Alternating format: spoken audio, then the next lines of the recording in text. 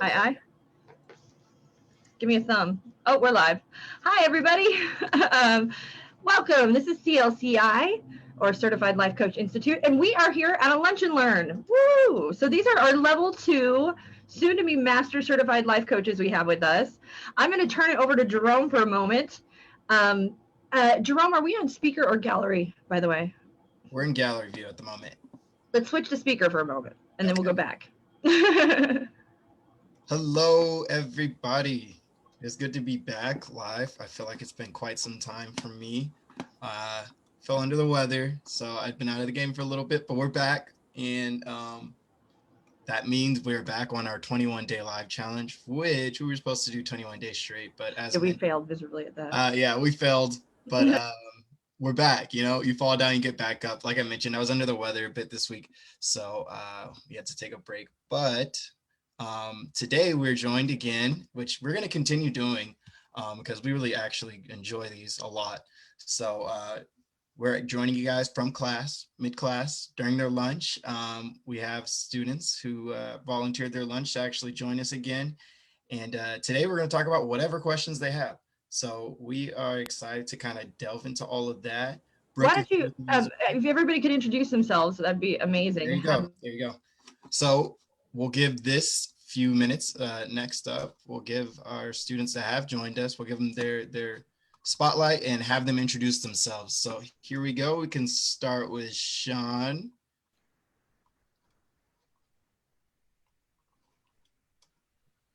Hello, I'm Sean Johnston. I'm from Pittsburgh, Pennsylvania, and I'm glad I'm in this class. I will soon be a Master Certified Life Coach. And next up, we have Hillary.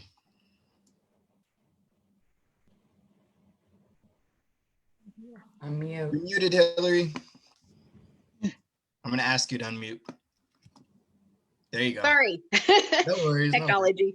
So my name's Hillary Delarosa, and I'm calling from Wichita, Kansas, where I will also be a certified Master Life Coach soon. All right. Now you got Deborah.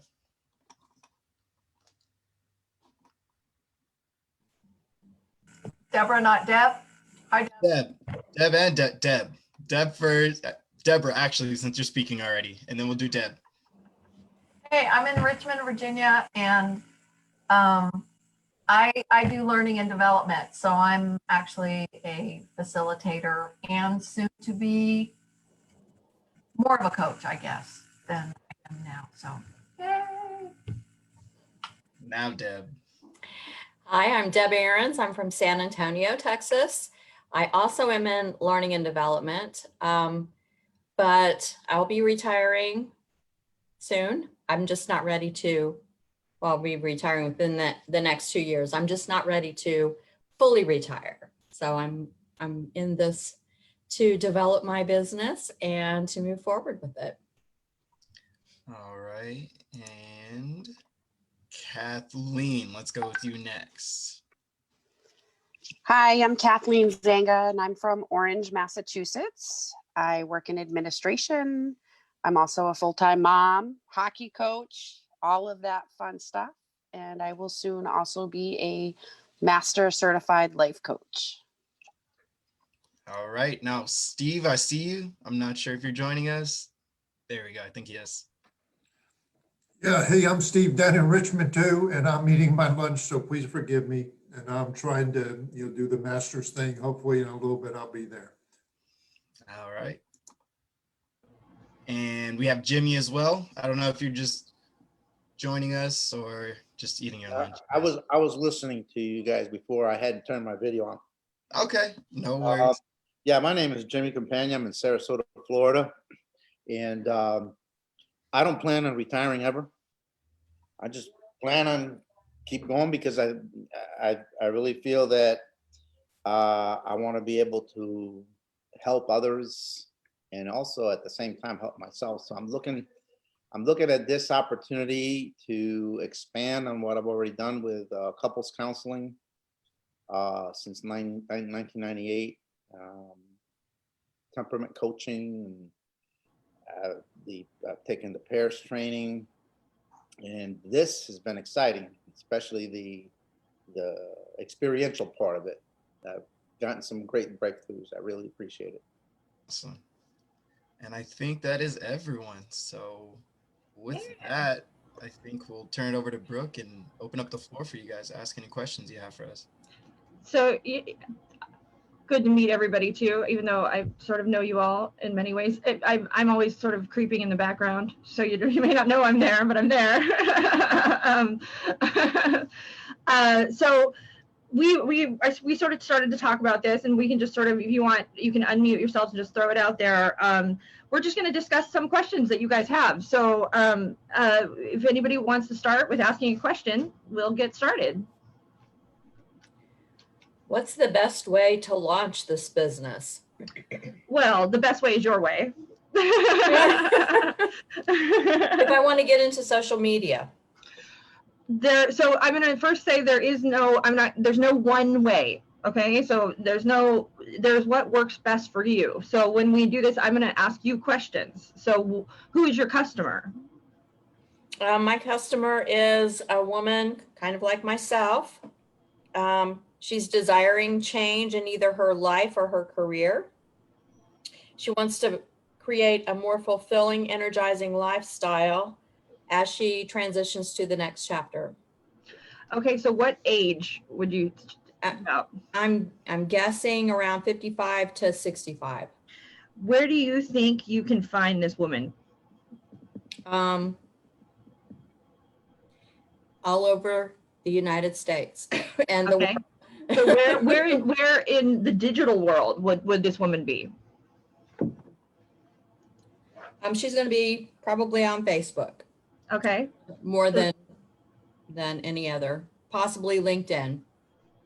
So that's going to tell you right there, don't focus on any other channels than those two right there. Boom, boom. Okay. Don't worry about the rest of them for now. Because Okay. here's the thing, you're only one person. Once you get those up and running and rolling, you can go ahead and create other pages and build out and then share from, but your primary focus will be on the one, I would say Facebook, right? That's going to be that'll be your bread and butter. LinkedIn is great too. It's great for B2B as well. And if you're reaching out to businesswomen. So, but you really want to just direct your attention towards where you're going to find them. The great thing too is if you create your content for Facebook, and that's where you can share it to other channels later, but for now, focus on getting that Facebook and like growing that, and really put your time and energy there would be my. Jerome, what do you think? Pretty much exactly hitting on the point that I would mention is to get good at one thing first, and it obviously wouldn't hurt to expand to the other channels, but well, unless you are actually using too much time and effort doing so when you're not getting anything in return. But once you get Facebook down pat, I think it's a, again, it's a space where it wouldn't hurt to actually go ahead and just use that same content and start kind of just sprinkling it into, maybe if you'd like to move over to Instagram or anything else like that. But so, as you mentioned, Facebook, possibly LinkedIn would be exactly where you want to hone in with your audience that you have ideally. Do you, just to ask you another question too, or when you're working in this Facebook space, think of it as trial and error at first. Like, don't be afraid to test things out. So throw out, try doing different things, try doing a live video, try doing, XYZ, and see what you get return on, see what people respond to, and then take a note of that and do more of that. And it's that simple. And that's why it's important to try a lot of things, because when you start to see, oh, wait, that one really did well. Okay, let's try that again, see if it does well again. Oh, that did too. And then keep living in that business model, but don't be afraid to test it out, test the waters and see what comes back to you. Okay. Always have a call to action. Which is, we always want to know where we're directing everybody and what the final stop is and what that final goal is, and keep that in mind. In everything you do, you have a call to action, and that directs them down a path of least resistance to you, essentially. Okay. Mm-hmm. Okay, thank you. Yeah, and be patient with this also. Every one of you guys, be patient, consistent, and it takes a lot of work. It does, and it takes some time. And funnels can last years. So when we say a marketing funnel, that marketing funnel can be 1 year long. It can be 1 week long. but the point is you're getting them in your funnel and you're getting them down to you at the end. And just, it's an entrepreneurship. So there is work, but don't spread yourself too thin. I think really, what's important to keep in mind too is because a lot of people kind of prevent themselves from going out and trying things on social media. Brooke actually says this a lot, and I love it, is social media is very forgiving. 1 minute, you we'd like to think sometimes that, you post something, it is there forever, but I can promise you more likely than not, it's off of someone's mind the next minute. So try things, play with things, don't be afraid, because even if it's not successful or something that you think maybe isn't in your zone, you won't know until you actually try it and get it past you.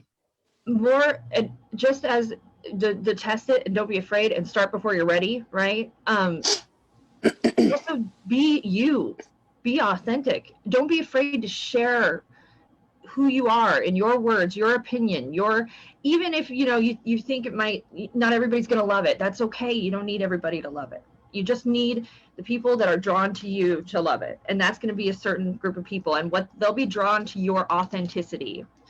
And speak to them how you would speak to yourself. Okay, thank you very much.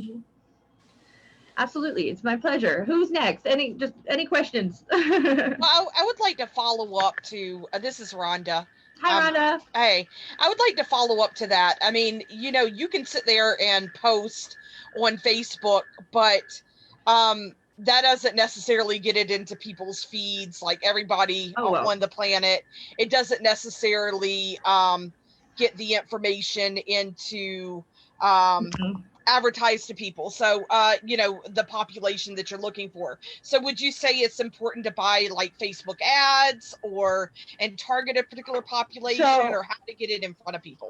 I would say don't spend money because here's the thing, if you're spending money, you need to be tracking your conversions, and that's a huge process. And that means, because otherwise you're just throwing money in the air and you have no idea if it's working or not. So you need to be able to follow the money you put out through a channel.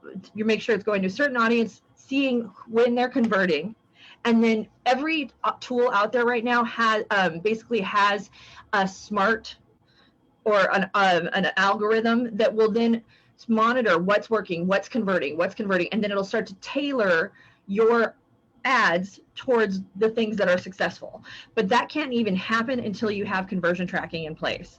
So don't even think about paying for ads until you've got conversion tracking, and that's a little further out. So, but you do bring up a great point, because Facebook's algorithm, much like Google's, has what it's done is it doesn't want a page, a business page, to be able to just show up in anybody's feed very easily. Why is that? Because they want you to pay for their ads, because it's a business.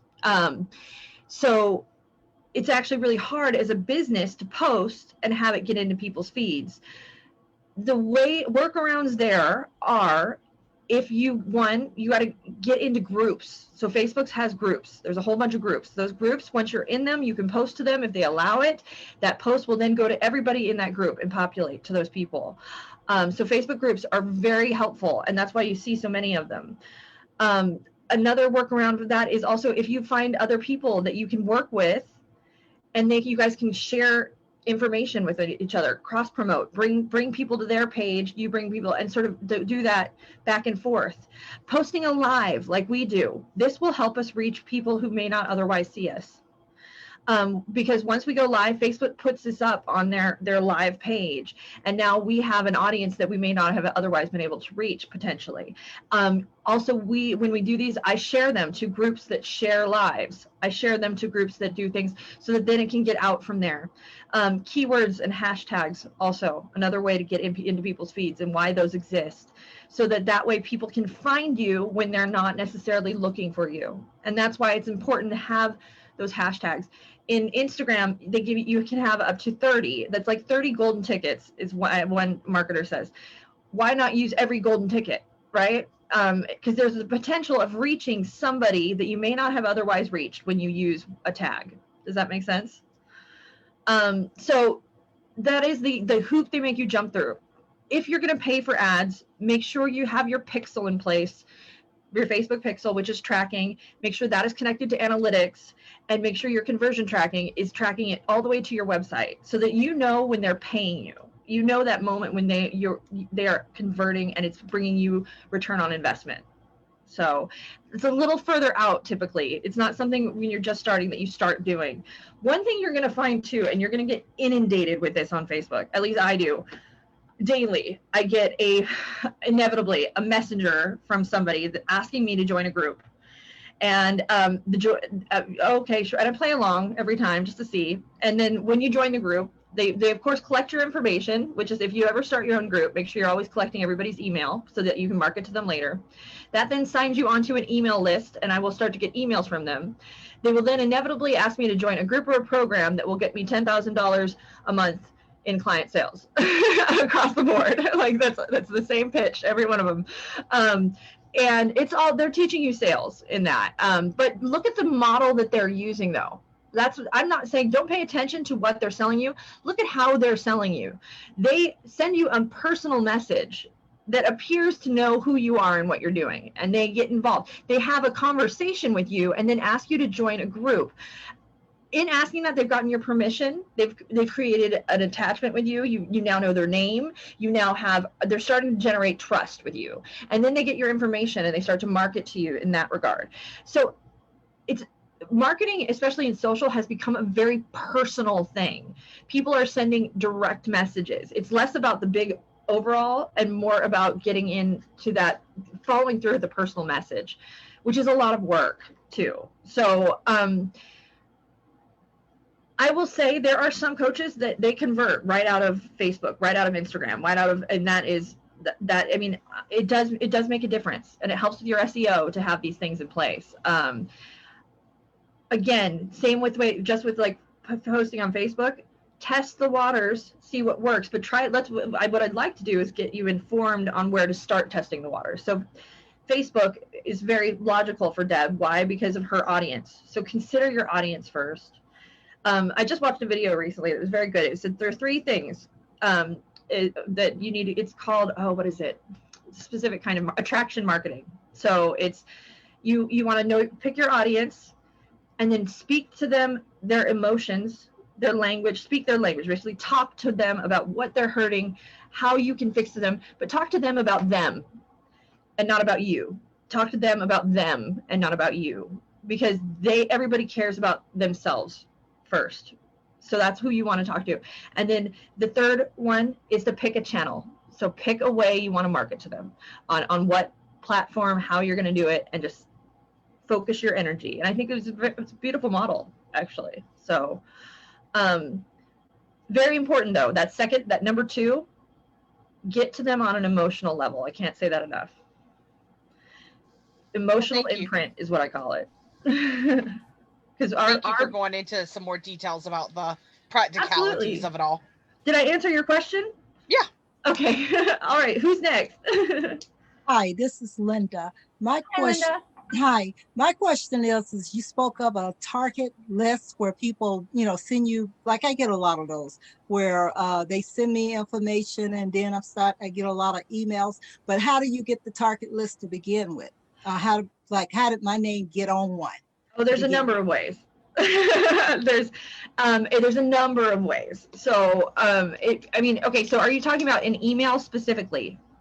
I'm talking about when I get target on Facebook, and then I get how many emails. Everything you do on Facebook is tracked. Everything. Facebook is the #1 platform for finding out information about your audience. Facebook knows more about us as human beings than Google does.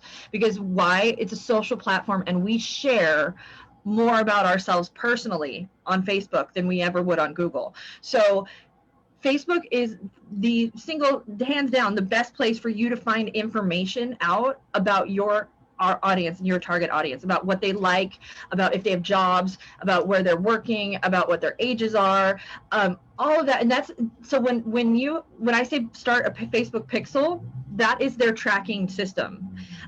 Whenever you run an ad, you can create audiences that will target these people, or audiences that target. So here's one way.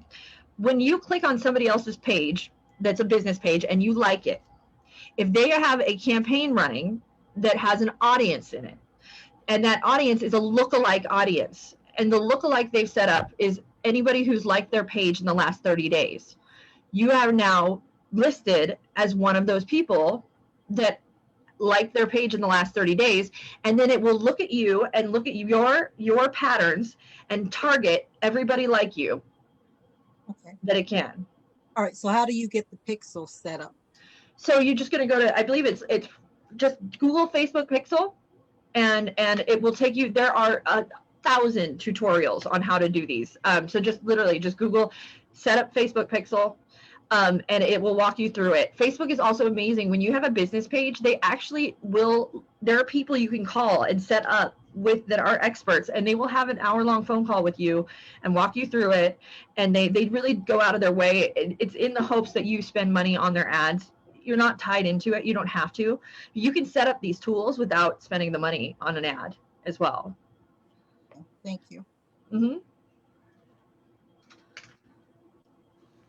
Lots of, it's marketing's scary. There's when you learn that they say across the board somewhere between 75 and 80% of whatever you do on the internet is tracked. And I'm like, oh, that's scary, but I have to do it because it's my business. So it's a internal struggle. Okay, who's next? Hi, Chris. I have a question. I'm sorry. Hi, Kathleen. That's okay. Go ahead. So if I've already done the website, I'm on social media platforms since March, pretty heavy, but I'm not getting any traction on the website. You're not. No one's going, no one's clicking, no one's reading, no one's doing anything. And I'm just, yeah. You're just fed up. You're so frustrated. So I did read in that. I reached out and have someone kind of maybe help me like revamp it, look at it, paid someone to do that on Fiverr. I felt like it was worse. It wasn't authentic to me. So I just kind of tapped it back. It's probably not your content. I mean, it can be somewhat be your content. What I want to talk to you about is your funnel. So when you're posting on social, where do you take them? So when you do one post on social, where does it take them? To the website. And what does the website look like when you land on that website page? What does it say? What is it? It has some visual pictures of what I would consider my demographic. Do you mind if I look it up and no, please. We talk this through? Okay, that'd be awesome. Yeah. What's your website? Fix it while you're at it. Just do whatever you got to do. What's your website? Send me your bill. It's Danielle/Jackson.com. Danielle hyphen? Yeah. Okay. Okay, I'm gonna share my screen for this. So this is my first time looking at it, so give me a moment to sort of process it here. Is this you, right? That's my page, yes. Okay. Jerome, do you have any observations? I'll throw you to Jerome first, see if he has anything to say. I like it. I love it. Immediately you have an option for someone to get in touch with you. And then you also have your tagline right away. Was this something you did on your own, or did you have the person from Fiverr help you with this? No, this was all me. Okay, I like it. So it's all you. Where'd you build it on, by the way? Wix. Okay, great job. So first and foremost, I am gonna go. This is strictly from a neuromarketing perspective, from a the tried and true. This is what I know from years of doing this. Don't hold I like back. the pictures. I like the scrolling, and I like the movement. I do. When I first came on, I couldn't see what was going on. For me, there wasn't.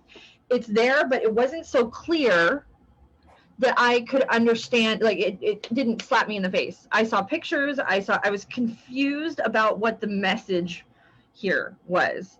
So we need that to be much more clear. Actually, before I go into what my observations are, you guys take yourself off mute.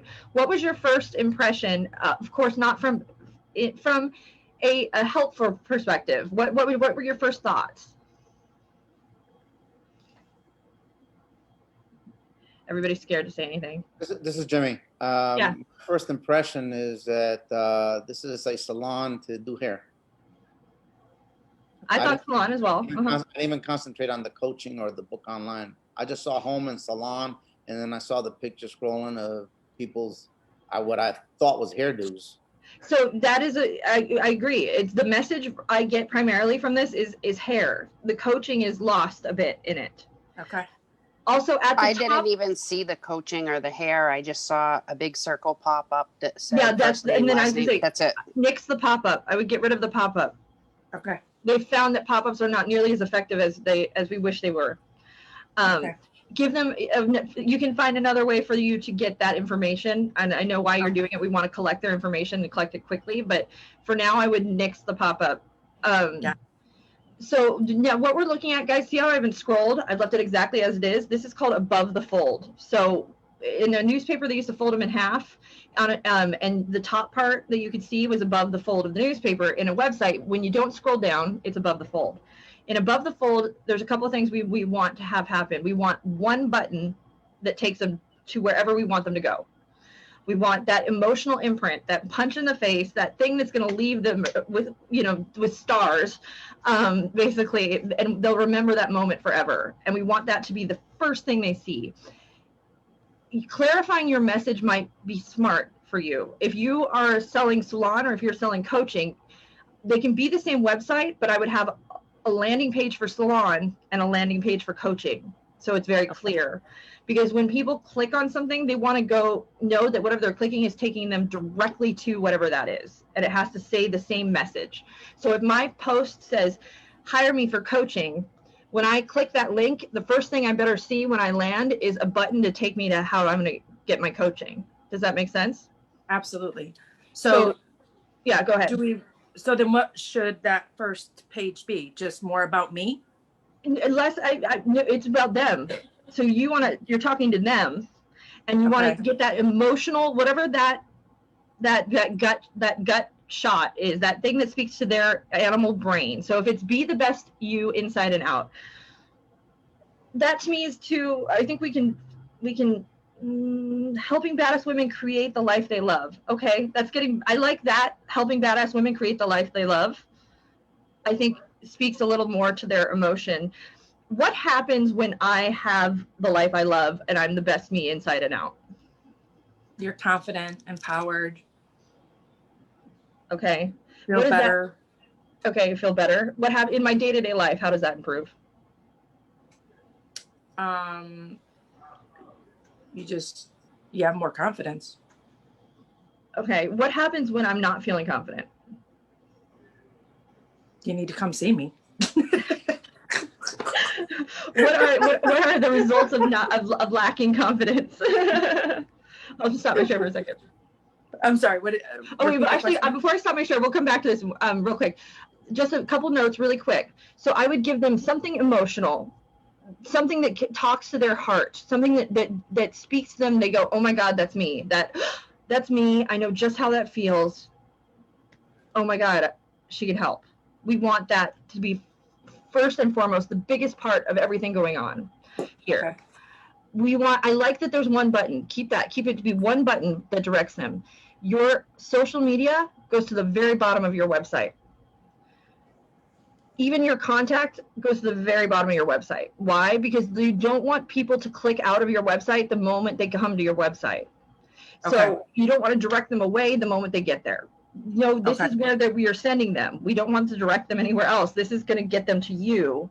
So we want anything that's going to be a distraction away from that straight direct line to you to be at the bottom of the page, not highlighted. Okay. And then from here, we want a very clear path that leads them to booking you, whatever that first step to booking you is. And that needs to be first and foremost. So you need to have that emotional moment, and then this is the solution, click here, boom. Okay. And as simple as possible with that, because people don't, this is how people, I'm going to stop my share now. How people surf the internet is they're late for an appointment.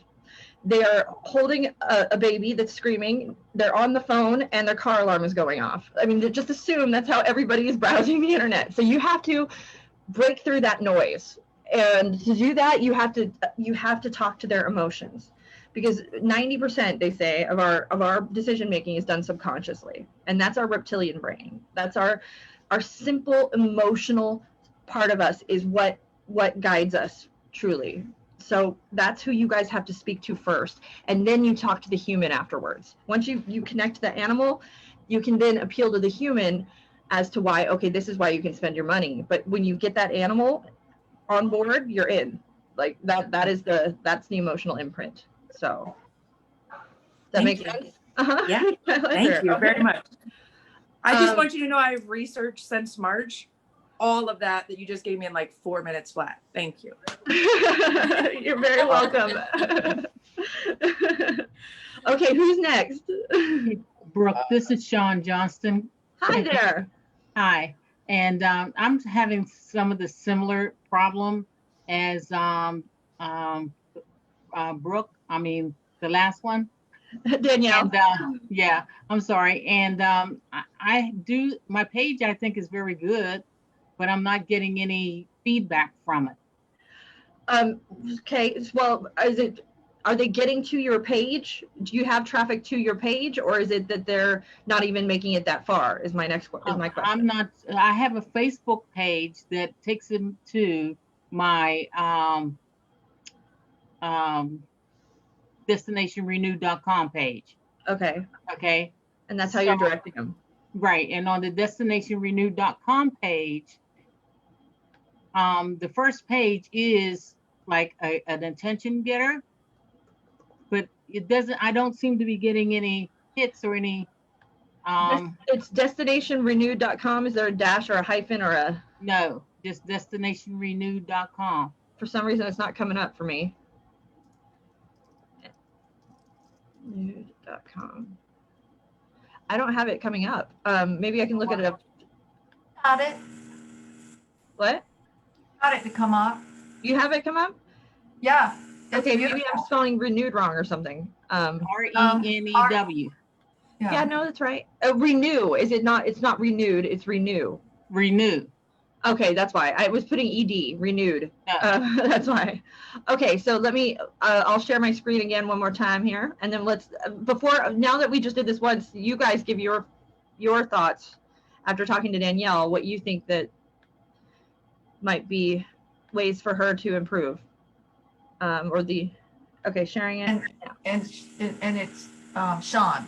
Hey, Yeah. Sean, I think it's beautiful, but the challenge for me is I don't get what the flowers have to do with renewing myself. And that, I mean, they're beautiful. So if you had a gardening or you were going to teach me gardening techniques, I'd be in. And the COVID announcement is really dominating this whole thing instead of being a nice little kind of streamlined line. Mm-hmm. And then your story is nice, but what's in it for me? I don't even see her story. Where do we click? Yeah. I want a button. That's all. You need a button. I mean, that's why if you feel like you're not getting traction, there's no button for them. Why they don't know where to go. Exactly, Brooke. That's what I would have said. It's we are like, button I want a guided. button from the top. Like give me something for me, like freebies. Well, just a big red button. Honestly, red buttons. Everybody wants to click a red button. It doesn't have to be red, but that's what I'm saying. When I say the most direct route, it's as simple as having a button, a clear button that takes them to the next step, because everybody wants to have their hand held. They want to get here. They don't want to have to read very much. They don't want to think very much, and they want to click to the next thing and take them to the next. And that's satisfying. That click satisfies them because they're making progress. They feel like they're moving forward. The moment they feel stalled in some way and they have to read and think, and it's not their hands being held, you will lose people and lose conversions. It's that simple and basic. People, okay. I mean, we really have to, I mean, just, it's the way people surf the internet is autopilot. And so the moment we have to make it work for them and not enjoyment or not pleasure, or the moment they have to start to work, you lose people.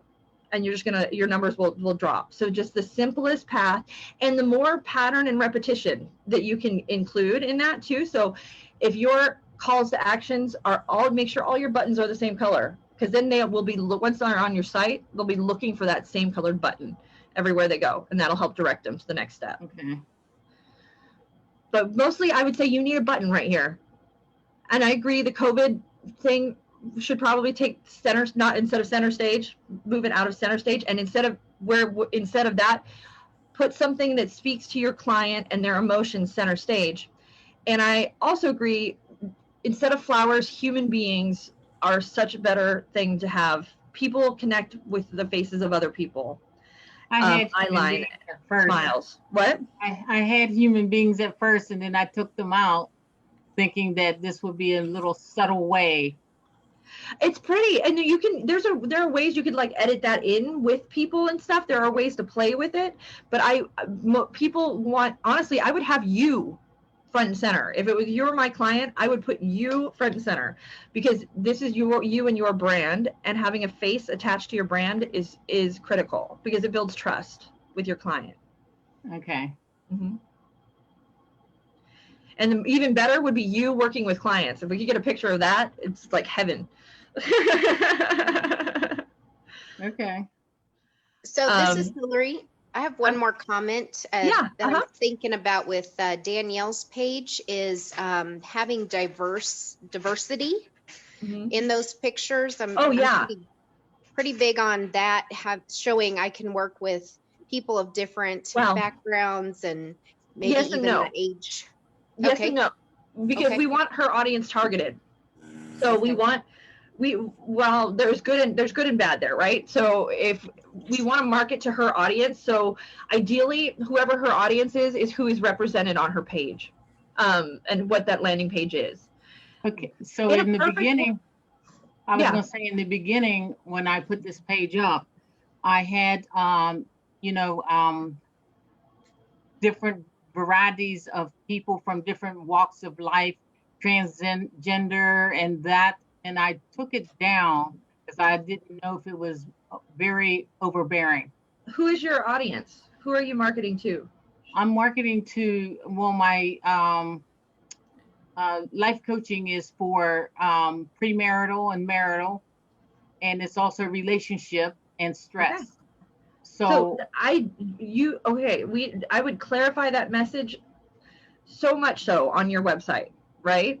Yeah, because it was under the services button. Okay, we want that front and center, that you are treating, I mean, that's who, because now I know I've come to the right place. Right now, when I land on that, I'm confused. I don't know if this is where I should be or where I shouldn't be. Okay, I'm going to click out so I can find a place that definitely shows me I've found the right place, right?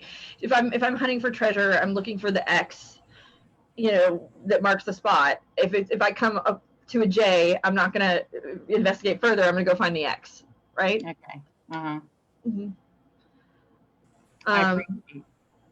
Yes, Brooke. Uh-huh.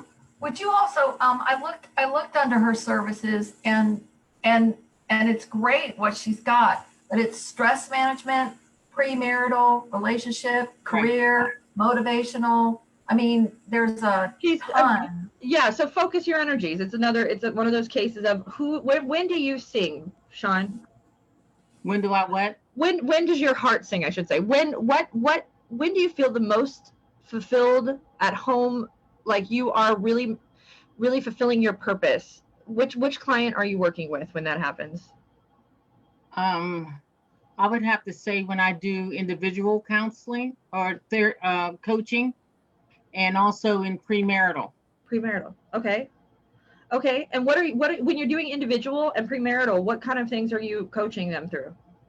Well, premarital is usually relationship building and how to work through the nuances of the first 5 years. And I try to give supportive services up to 5 years. Okay. Through that. Relationship, I like relationship because we all have problems with different facets of relationships. So everybody else real quick, or somebody, when talking, she said individual, she said these things, but when do you think that she is most at home doing what she's doing? Who is she working with? You talking to me? Yeah, I'm just saying anybody Oh. who is listening. Couples. Couples, right? Premarital. Yes. Yeah? That 5-year premarital group. You could talk when we said individuals, you left that very generic. But then when you said premarital couples up to 5 years, you started to get very specific and very comfortable in your knowledge of what you were and what you did. I would say that that's where you should direct your site and your marketing, and that's who you should speak to, and speak to them directly. Just that would be, speak to them as if they're sitting right in front of you, or as if it were you, when you're advertising. Okay. Dan's ready to go in 10 minutes, he says. So we've only got a few minutes left, guys. I know that we had a couple people who wanted some clarification on group coaching. And we can talk. So my response to that is, you guys have been group coaching all weekend. You have been watching it happen all weekend. Every time Dan goes into a group coaching moment, or when he coaches one person, you guys are all learning from that. And that in many ways is exactly what group coaching is, because we all can relate to one another. And so, Dan, do you want to talk a little bit about group coaching since you're back and you're here? Sure. So the thing to think about, particularly in group, is that just as everybody here is coming together under an umbrella of a common theme, you don't want to just grab 10 random people off the street to have a conversation. There may not be a theme to connection. So the group coaching or the program that you're working on has a purpose that's drawing people in. So there's already a bit of commonality of interest. And then as you're in that space and flexing, I've got my gallery view on right now. So maybe, as we're talking through, and I would throw out around the group, I'd go around robin, like, hey, Deborah, great to see you. Tell me what's going on today. What would you like to get out of today's discussion? What's your focus for today? Great, thanks. So Sean, what are you thinking about? What are you bringing to the table today? Oh, cool, wonderful. Guido, where's your head at today? Fantastic. Vern, hey, welcome back. What's on your mind? And I'd get everybody's, like, what do you want to get out of today? That question we use at the start of every. And maybe because it's a group session and it's part of a program, I may have like a little bit of a, like, we're going to run through a filter maybe today. Like, here's our thing for discussion. And I'll just randomly pick somebody to start with, or maybe ask who would like to go first. And as we talk through that moment, whatever is happening in that discussion, because there's a thread of connection for why we're all there, there's shrapnel that's happening from my conversation with Sean that's catching everybody else. Maybe not at the same full level of experience because I'm answering Sean directly, that she's getting the focus, but then there's everybody else is getting the snippets of the pieces of that conversation that apply to them and carry forward. And then I go, maybe Deborah's next. Let's do our conversation. Then Sean gets a little bit of that. Everybody else gets a little bit of it too. And you just kind of structure your time for that. Everybody gets their own. And kind of also sort of know in that space when somebody's in the hot seat, sometimes it's a little uncomfortable, as you guys may have seen or experienced when I've called people out, not calling them out, but called on them. It can be a little uncomfortable to be in front of a group. So they may reserve just a little bit and have a generosity in that space that sometimes they may not go as deep in a group, or maybe sometimes they feel safer because there's more. We don't know, but in the empathy and the connection, just be aware of that. I initially was a bit resistant to it because I really felt like coaching was strictly a one-on-one for me, until I experienced incredibly powerful group coaching at an intensive back in May, where there were 180 people in a virtual room. And the gentleman who was running that intensive would just kind of pick one person, start sharing their story. And there's some universal truths to what we all go through as coaches. Like, wow, I'm not the only one. Oh, that's a new way of seeing it. And then we take the nuggets that we want from that mine and apply them for our own learning.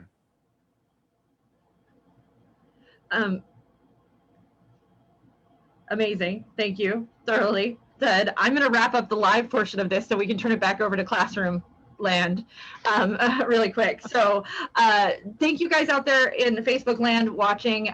We appreciate it. Like, share, follow, all of that good stuff. Big reminder to our alumni who are watching it between now and October 1st. If you post and go live and hashtag CLCI live, you could have the opportunity of being selected as one of our alumni who will win basically $500 worth of advertising support through us with CLCI. It will be, we're going to run an ad. You get to do some marketing consultation with me.